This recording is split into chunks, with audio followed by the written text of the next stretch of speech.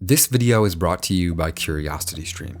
If you sign up for CuriosityStream at the link in the description, you'll also get access to Nebula, a streaming service by and for independent creators like me.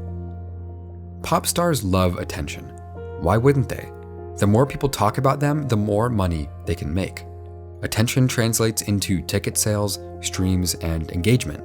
And one of the easiest ways to get attention as a pop star is by letting everyone know your business. But this kind of celebrity is inherently unstable.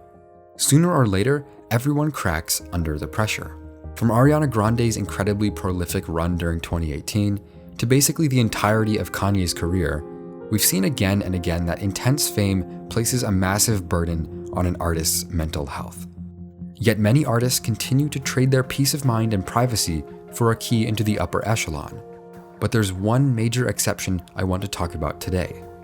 An artist who, above his incredible talent for singing, songwriting, and production, is defined by his enigmatic persona. The artist I'm talking about is Abel Tesfaye, or as he's professionally known, The Weeknd. Of course, we do know a little about The Weeknd. He didn't just randomly pop out of the ground one day singing about cocaine in a Michael Jackson-esque falsetto.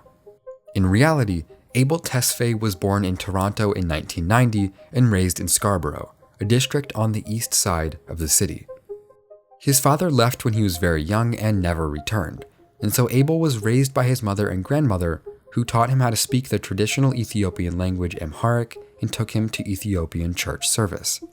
Abel has talked about how he only saw his dad a few times growing up, but he didn't have any resentment towards him because he wasn't a mean or abusive man, just completely absent from his son's life. Abel started smoking weed when he was 11, and it didn't take long before he was experimenting with even harder drugs. I think it was during this time that the idea of The Weeknd began to take form. While we might not know much about Abel's youth, what we do know paints the perfect picture of a young man who, being an only child raised by a single mother, was mostly left alone during his childhood. And from that solitude came a sense of confidence that only children often develop as they navigate the world without siblings, and in Abel's case, without two parents as well. In fact, in 2007, at the age of 17, Abel dropped out of high school and moved out on his own to the Parkdale section of Toronto without telling anyone. This is, in fact, where the name The Weeknd comes from in the first place, from the time Abel left home one weekend and never went back.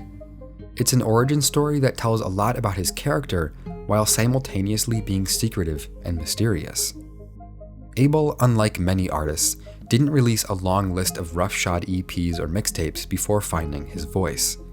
He had no real musical track record until 2010 when he met Jeremy Rose, a producer who was working on his idea for a dark R&B project. They made a few songs together, and Rose let Abel keep the tracks for himself as long as he promised that he would give Rose credit if he ever released them. A few months later, Abel uploaded 3 songs to YouTube under the name The Weeknd, and for a few different reasons, the songs started getting a lot of attention online. Let's break that down real quick. Firstly, I think one of the biggest things that helped Abel blow up with just 3 songs out was anonymity. Literally no one knew who he was, even to the point where in Anthony Fantano's review of the first Weeknd mixtape, he incorrectly refers to The Weeknd as a group. There were countless articles dedicated to decoding the clues left by Abel on social media or in his songs. But the truth of the matter is that Abel wasn't exactly trying to hide who he was. Rather, he was just being himself. And as we learn from the story about how he got his name, he had always been a quiet, secretive guy. The Weeknd also got his start as a protege of Drake, who was only a few years into his own career, but already a huge celebrity in Toronto. The story goes that Drake showed up to The Weeknd's first live performance, asking him about a potential collaboration after the show. And so The Weeknd's big break came after just a year and a half in the industry when he contributed to 4 songs on Drake's Take Care, as a writer and a featured artist. But during the entire first year or two of his career, The Weeknd didn't take any interviews at all, despite the huge buzz he was building in the music industry. Instead, he communicated with fans on Twitter. He released 2 more free mixtapes under his own XO label in 2011, Thursday and Echoes of Silence. After releasing a third mixtape, he compiled and officially released them together as Trilogy, a compilation album that, despite containing only a few new songs, peaked at number 4 in the US and number 5 in Canada. At this point, the buzz around The Weeknd was so massive that his unofficial XO label was signed to Republic, one of the biggest divisions of UMG, the largest record label in the world. At this point, The Weeknd was one of the fastest growing artists around. He played Coachella, toured North America and Europe, and his first album, Kissland, peaked at number 2 on the Billboard 200. In an interview with Complex, Abel talked about what the name Kissland meant to him and how its meaning manifested itself throughout the album's lyrics and production. He said, "Kissland symbolizes the tour life, but it's a world that I created in my head.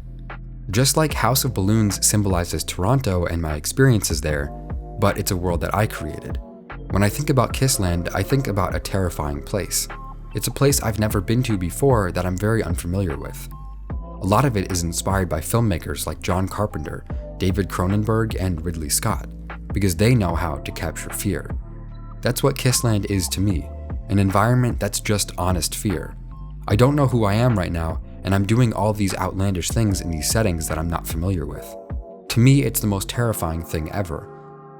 So when you hear the screams in the record, and you hear all these horror references, and you feel scared, listen to the music because I want you to feel what I'm feeling.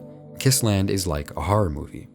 And by the way, if you're interested in winning a vinyl copy of Beauty Behind the Madness, go follow me on Instagram at volks.geist after the video, and check out my latest post for instructions on how to win the vinyl.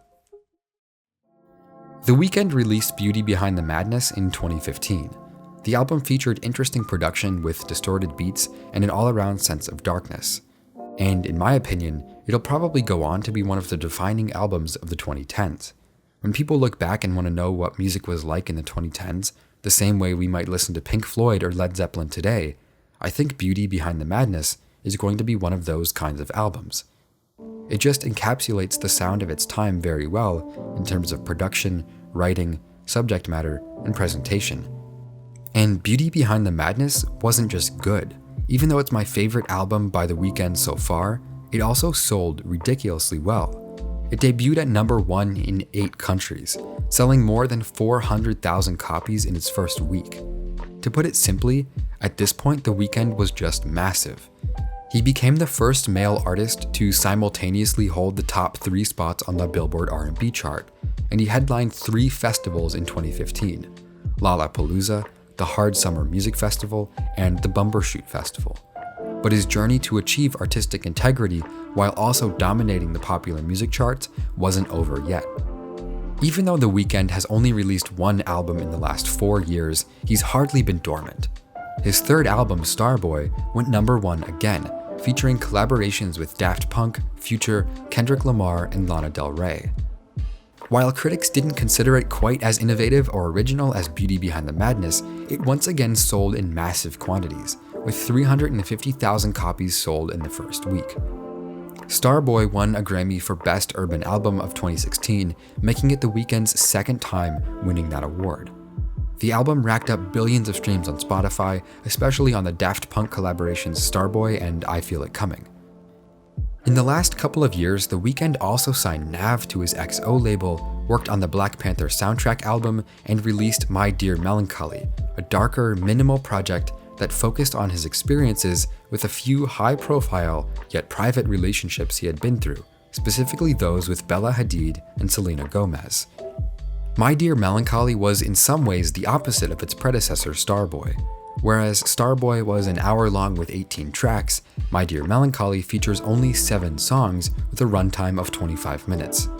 And despite its differences, it hit number 1 on the Billboard 200 again, being the shortest album to do so in 8 years. The Weeknd's 4th album, After Hours, was released yesterday, and its leading singles have already achieved massive streaming numbers in the hundreds of millions. He continues to stand alone as one of the single most successful artists of our generation. And more than that, his brand is amazingly strong. Songs by The Weeknd have an overwhelming air of darkness, tension, longing, and above all, an altered state of mind. His music has risen above the pack as our generation's soundtrack for drinking, hooking up, getting high, or going out. The things that we do despite knowing, deep inside, it might be better if we didn't partake. And The Weeknd has been consistently working on mastering that persona of secrecy and darkness ever since he walked out of his mom's house in Toronto for the last time at the age of 17. While The Weeknd is one of the most popular performers alive today, especially at festivals like Coachella and Lollapalooza, the popularity of music festivals is a fairly recent development for Americans and the Western world in general. In 1952, the Newport Jazz Festival introduced the idea of music festivals to Americans. And just 17 years later, the popularity of the Woodstock Festival in New York ensured that American music festivals weren't going away anytime soon. In fact, it spawned a massive commercial industry that continues to this day. And you can learn more about Woodstock on CuriosityStream. Capturing Woodstock is a fascinating documentary that shows you what it was like at the very beginning of festivals as we know them today. And CuriosityStream is the best place to find documentary content online, with thousands of documentaries on a whole host of topics. And not only that, but if you sign up to CuriosityStream at the link in the description, you'll also get access to Nebula, where you can watch original content by creators like myself, Polyphonic, Real Engineering, or Polymatter. I even produced my own episode for Nebula's original working title series on the legendary anime Neon Genesis Evangelion. Nebula is a great way to find out more about the world around you, and it's also a great way to support creators who are looking for freedom from the constraints of YouTube. You can get a free month of CuriosityStream and Nebula at the link in the description, or a year's access for just $20.